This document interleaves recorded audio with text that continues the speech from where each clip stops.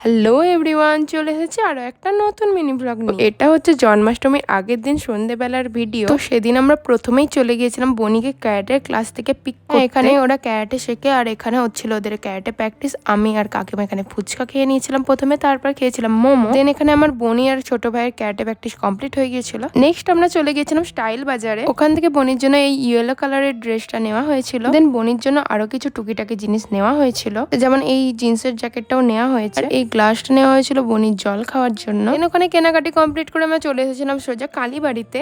এখানে সেদিনের ভিড়টা খালি দেখো তোমরা, প্রচন্ড পরিমাণে ভিড় ছিল। তার মধ্যেই আমার বোন গোপালের জন্য কিছু জামা কাপড় আর গয়নাগাটে কিনে নিচ্ছিল এই দোকান। তারপর এই দোকানটা থেকে কিনে নেওয়া হয়েছিল 8 কড়াই ভাজা আর অনেক রকমের নাড়ু ছিল, সেইগুলো একটা করে নিয়ে নেওয়া। তারপর এখানে মায়ের দর্শন করে একটু পাপড়ি চাট খেয়ে চলে এসেছিলাম আমরা স্পাইস। ওখান থেকে ঘরের জন্য কিছু খাবার দাবার নিয়ে চলে এসেছিলাম আমরা সোজা। ভিডিওটা ভালো লাগলে do like and subscribe my channel. By.